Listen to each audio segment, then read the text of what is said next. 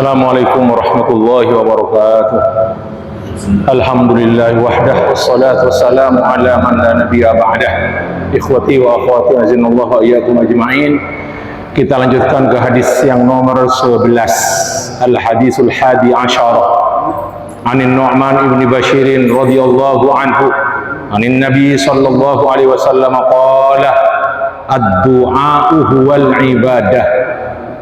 Doa itu adalah ibadah. Wa qala, yakni Nabi membaca ayat, wa qala rabbukum ud'uni astajib lakum. Dan Tuhanmu berkata, serulah aku, mintalah kepadaku, berdoalah kepadaku, niscaya aku akan mengabulkan permintaanmu. Beberapa hal yang perlu kita perhatikan dari hadis ini, diantaranya sabda Nabi SAW, ad-du'a huwal ibadah. Kenapa ibadah? Karena doa itu seseorang yang berdoa menunjukkan keikhlasannya, ketundukannya, menunjukkan keimanannya kepada Allah Subhanahu wa Ta'ala.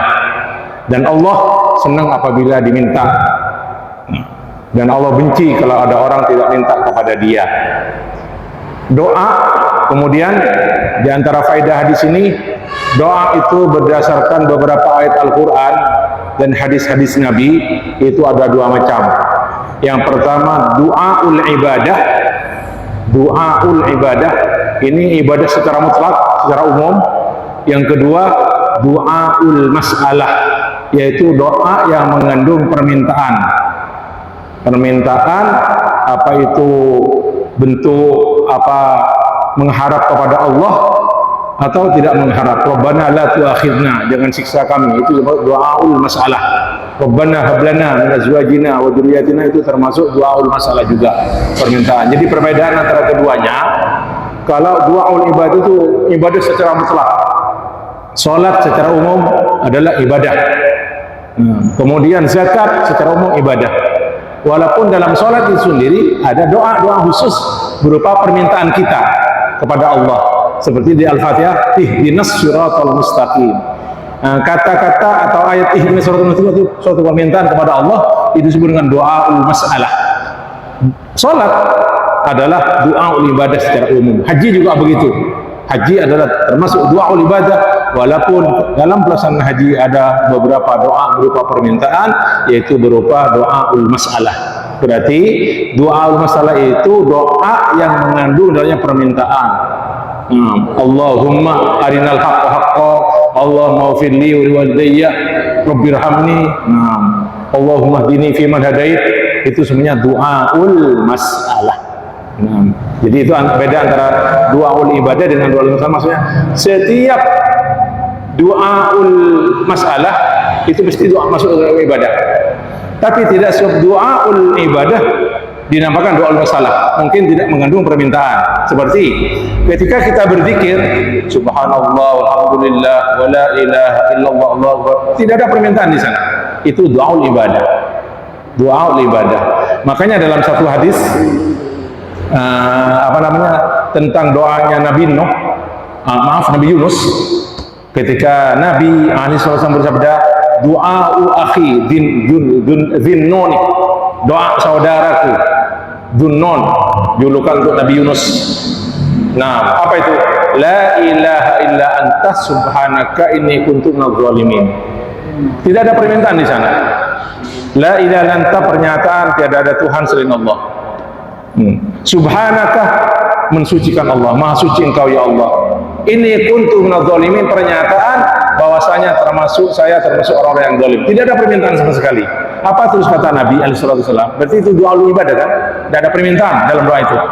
Lam yad'u biha rajulun muslimun fi syai'in illa istujiba lahu.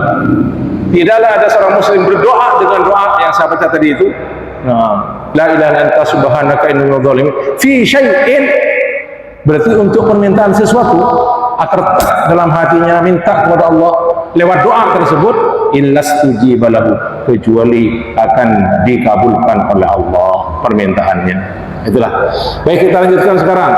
Hal berikutnya yang bisa kita ambil dari hadis ini, diantaranya macam-macam doa. Ini yang berhubungan dengan kajian inti kitab. Nah, ada doa itu lillahi ta'ala, betul kepada Allah. Ada doa kepada selain Allah. Nah, jadi yang pertama, doa kepada selain Allah, jelas itu asyirkul akbar. Doa minta kepada kuburan, minta kepada si fulan yang sudah mati.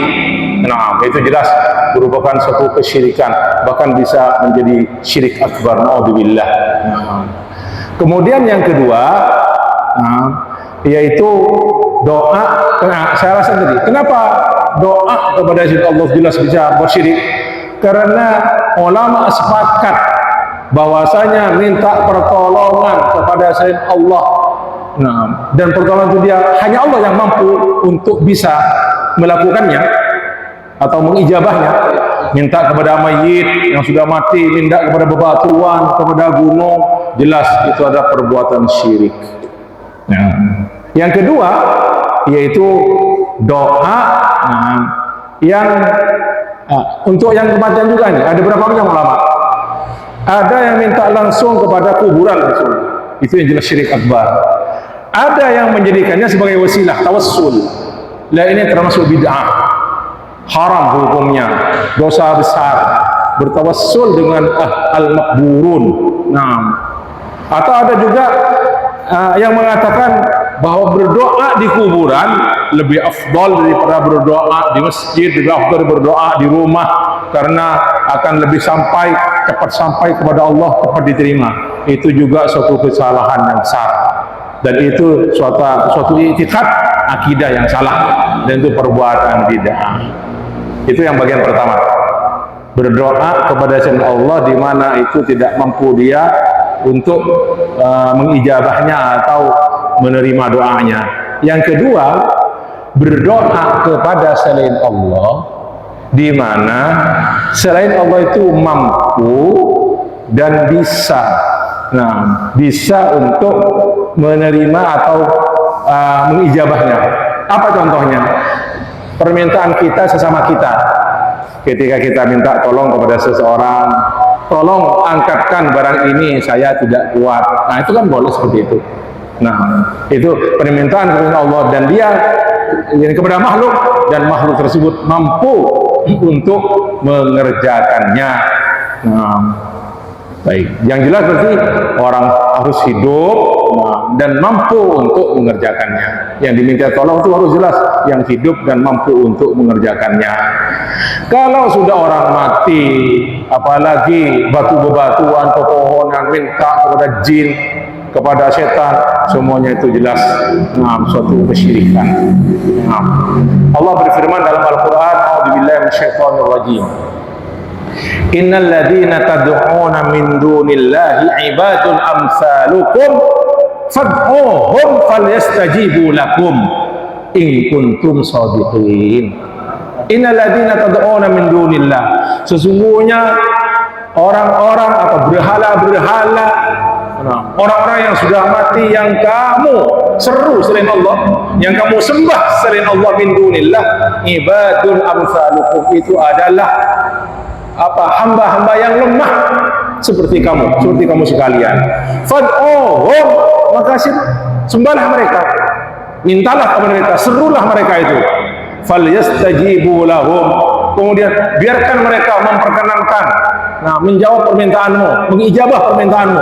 Falyastajibu lakum in kuntum shadiqin, kalau kamu memang betul orang-orang yang benar, silakan. Kemudian di surat lain, di surat Fatir, Allah berfirman, walladzina tad'una min dunihi ma yamlikuna min qitmir, dan orang-orang yang kamu sembah, berhala-berhala yang kamu sembah, orang-orang yang kamu sembah selain Allah, min dunihi ma yamlikuna min qitmir, mereka tidak mempunyai apapun walaupun seperti setipis kulit ari, qitmir, min qitmirin. Lanjutan ayatnya, in tad'uhum la yasma'u du'aakum, kalau kamu berseru kepada mereka, kamu minta kepada mereka, kamu menyembah kepada mereka, la yasma'u du'aakum, mereka tidak akan pernah mendengar doamu. Atau apa terus kata Allah? Walau sami'u, kalau seandainya mereka juga mendengar yang kamu doa, yang kamu pinta, yang kamu sesuaikan Allah itu, walau sami'u mastajabu lakum, mereka tidak akan memperkenankan permintaanmu. Mastajabu lakum. Nah, wa yaumal qiyamati yakfuruna bisyirkikum, dan kelak di hari kiamat mereka yang kamu sembah, berhala-berhala yang kamu sembah, orang yang mati yang kamu sembah itu, yakfuruna bisyirkikum, akan mengingkari kemusyrikan kamu. Nah, wala yunabbi'uka mislu khabir, dan tidak ada siapapun yang bisa memberikan keterangan, memberi kabar kepadamu, memberikan kepadamu seperti mislu khabirin, seperti Allah yang maha teliti. Nah, inilah di antara dalil bahwasanya ketika kita berdoa kepada Allah yang tidak mampu untuk bisa mengijabi doa kita, mengabulkan doa kita, itulah bahwa itu suatu bentuk kesyirikan, dan ini dalilnya saya baca ayat di antara ayat-ayat Al-Quran yang menunjukkan hal tersebut. Demikian ikhwani wa akhwati kajian kita sore hari ini. Semoga bermanfaat. Amin. Mari kita akhiri dengan kafaratul majlis. Subhanallahi bihamdika asyhadu an la ilaha illa anta astaghfiruka wa atubu ilaik. Walhamdulillahirabbil alamin. Wassalamualaikum warahmatullahi wabarakatuh.